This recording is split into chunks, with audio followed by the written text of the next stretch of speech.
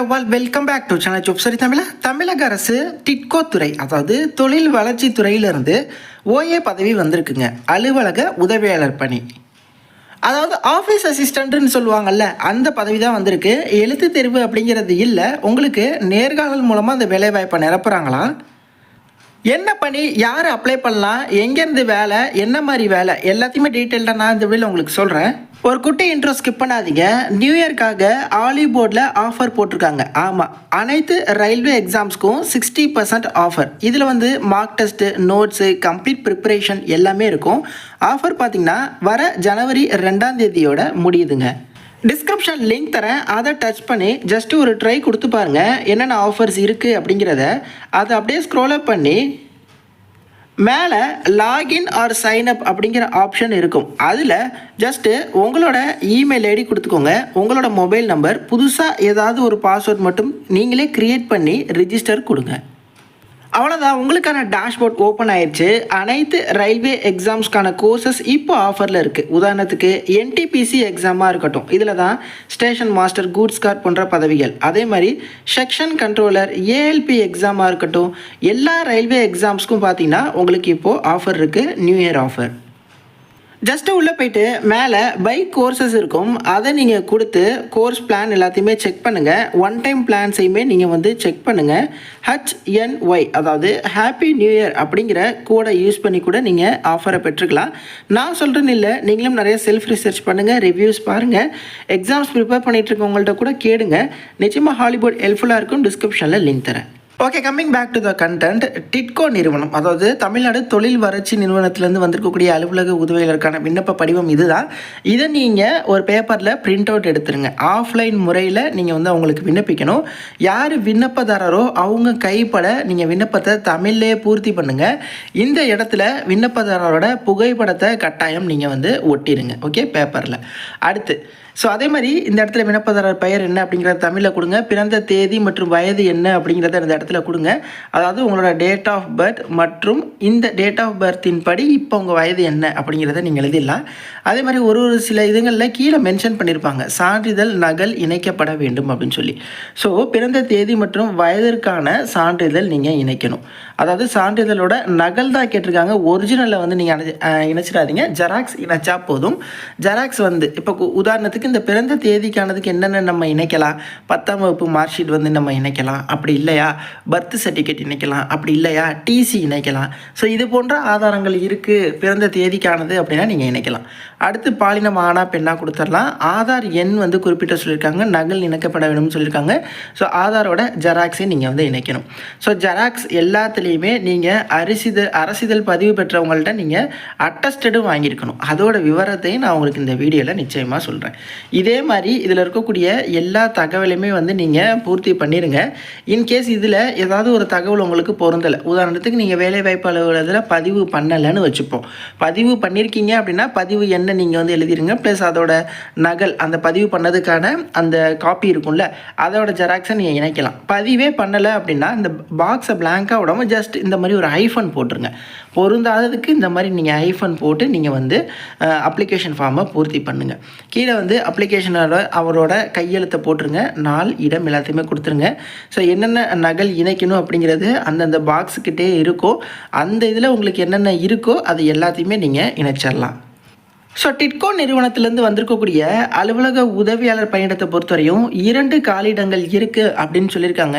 இப்போ ரீசண்டாக வந்த ஒரு தமிழக அரசு வேலைவாய்ப்பு தான். ஓகே இங்கேருந்து அலுவலக உதவியாளர் சம்பளம் பாருங்கள், 15,700 58,100 வரையும் உங்களுக்கான சம்பளம் இருக்குமா.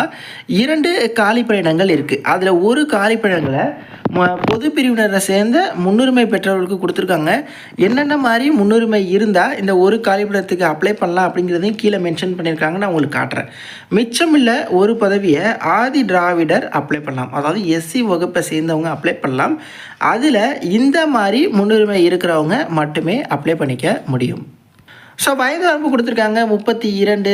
அப்புறம் வந்து பிசிஎம், பிசி, டிஎன்சி, பிசிஎம்னா 34 இந்த போன்ற வயது வரம்புகள் கொடுத்துருக்காங்க. பட் அதற்கு முன்னாடி உங்களுக்கு தகுதி இருக்கா அப்படிங்கிறத நீங்கள் பார்த்துக்கோங்க விண்ணப்பிக்கிறதுக்கு முன்னாடி. ஏன்னா முதல் இருக்கிற பதவிக்கு முன்னுரிமை தேவை. கீழே இருக்கிறதுக்கு எஸ்சி தான். எஸ்சியில் இந்த மாதிரி இருக்கிறவங்க மட்டும்தான் விண்ணப்பிக்கலாம் அப்படிங்கிறதையுமே சொல்லியிருக்காங்க. ஸோ கல்வி தகுதியை பொறுத்தவரையும் 8th பாஸ் பண்ணியிருந்தால் போதும். குறைஞ்சபட்சம் 8th மேலே நீங்கள் என்ன படிச்சிருந்தாலும் ஓகே தான். தமிழ் வந்து நீங்கள் உங்களுக்கு எழுத படிக்க நிச்சயம் தெரிஞ்சிருக்கணும். சைக்கிள் ஓட்டும் திறன் அப்படிங்கிறதும் உங்கள்கிட்ட வந்து இருக்கணும். ஓகே. ஸோ முதல் பதவி முன்னுரிமை பெற்ற பொது பிரிவினர் அப்படின்னு இருந்துச்சுல, அதுக்கு என்னென்ன மாதிரியான முன்னுரிமை அப்படிங்கிறத நான் சொல்கிறேன். ஸோ இந்த முன்னுரிமையில் ஏதாவது ஒரு முன்னுரிமை இருந்தால் நீங்கள் இந்த வேலைவாய்ப்புக்கு தகுதி.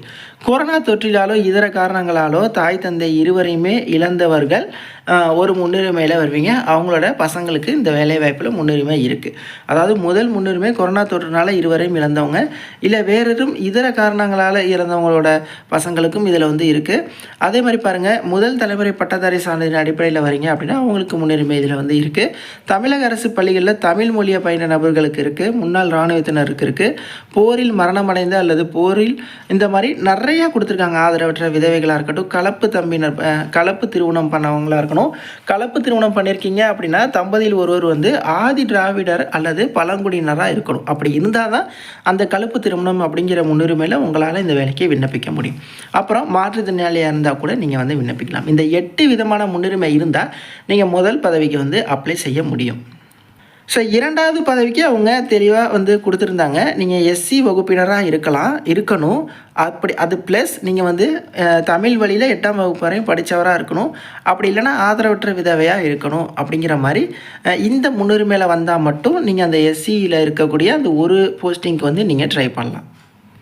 ஓகே, நம்ம அப்ளை பண்ணுற இந்த அப்ளிகேஷன் ஃபார்ம் நம்ம தகுதி எல்லாமே இருக்கான்னு பார்த்துட்டு இவங்க என்ன செய்கிறாங்க அப்படின்னா தமிழ் வாசித்தல் மற்றும் தமிழ் எழுதுதல் இந்த தேர்வு மட்டும் வைக்கிறாங்க. அதுக்கப்புறம் நேர்முக தேர்வு வச்சு உங்களுக்கு வந்து இந்த வேலைவாய்ப்பை வந்து வழங்குறாங்க. மற்றபடி எழுத்து தேர்வு அந்த மாதிரி விஷயங்கள்லாம் எதுவுமே வந்து இல்லை.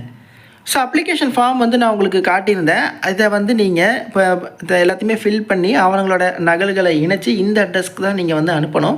நீங்கள் அனுப்புவீங்களா அந்த மேலே கவரில் வந்து விண்ணப்பம் எந்த பணியிடத்திற்கானது அப்படிங்கிறத நீங்கள் மேலே வந்து மென்ஷன் பண்ணிடுங்க. அந்த கவருக்கு மேலே அலுவலக உதவியாளர் பணியிடத்திற்கான விண்ணப்பம் அப்படின்னு கூட நீங்கள் மேலே வந்து மென்ஷன் பண்ணிடுங்க. நீங்கள் வந்து இந்த ஆஃபீஸில் நேரிலோ இல்லை அஞ்சல் மூலமாகவோ கூட இந்த அப்ளிகேஷன் ஃபார்மை ஃபில் பண்ணி நீங்கள் வந்து போட்டு விட்டுடலாம். ஓகே, அதே மாதிரி என்ன கொடுத்துருக்காங்க, நீங்கள் இணைக்கக்கூடிய நகல்கள் இருக்குல்ல, அது வந்து அரசிதழ் பதிவு பெற்ற அலுவலரிடம் வந்து நீங்கள் அட்டஸ்டட் வாங்கியிருக்கணும். அதாவது பச்சை இங்கில் சைன் பண்ணுற அதிகாரம் இருக்கிற யார்கிட்டையாவது அரசிதழ் பதிவு பெற்றவங்க கவர்மெண்ட் இதில் இருக்கிறவங்கள்ட்ட நீங்கள் அந்த சர்டிஃபிகேட் காப்பீஸ் எல்லாத்தையுமே நீங்கள் அட்டஸ்டட் வாங்கியிருக்கணும். ஒரிஜினலை காட்டி ஜெராக்ஸில் அட்டஸ்டட் வாங்கியிருக்கணும். உதாரணத்துக்கு கவர்மெண்ட் ஸ்கூல் ஹெட் மாஸ்டரு, அப்புறம் கவர்மெண்ட் டாக்டரு, அப்புறம் வந்து நோட்ரி பப்ளிக்கு, அட்வொகேட், இவங்கள மாதிரி ஆட்கள்கிட்ட நீங்கள் வந்து அட்டஸ்டட் வாங்கியிருக்கணும். அந்த அட்டஸ்டட் காப்பியை தான் நீங்கள் வந்து ஜெராக்ஸ் காப்பியை தான் நீங்கள் வந்து இணைக்கணும். வெறும் ஜெராக்ஸ் காப்பியை நீங்கள் வந்து இணைக்கக்கூடாது. இதுதான் முக்கியமான தகவல் இதில் கொடுத்துருக்காங்க. ஸோ நீங்களும் ஒரு முறை முழுவதும் இதை ஃபுல்லாக வந்து ரீட் பண்ணுங்கள். வர ஜனவரி 30ஆம் தேதிக்குள்ளே நீங்கள் வந்து இதற்கு வந்து விண்ணப்பிக்கிற மாதிரி இருக்கும். ஸோ உங்களுக்கான பணியிடமாக இருக்கட்டும், இந்த திறன் தேர்வு, நேர்காணல் எல்லாமே சென்னையில் தான் இருக்கும். ஏன்னா தமிழ்நாடு தொழில் வளர்ச்சி நிறுவனம் சென்னையிலேருந்து தான் இந்த வேலைவாய்ப்பு அப்படிங்கிறது வந்திருக்கு. பட் நீங்கள் எந்த மாவட்டத்தில் இருந்தாலும் இந்த வேலைவாய்ப்புக்கு ட்ரை பண்ணலாம். ஒன் டைம் ஃபுல்லாக இந்த நோட்டிஃபிகேஷனை ஃபுல் டைம் ரீட் பண்ணுங்கள். நான் முக்கியமான தகவலை மட்டும் நான் இந்த வீடியோவில் உங்களுக்கு கவர் பண்ணியிருக்கேன். விருப்பம் தகுதி உள்ளவங்க ட்ரை பண்ணுங்கள். தேங்க்ஸ் ஃபார் வாட்சிங். Take care and bye. Tata.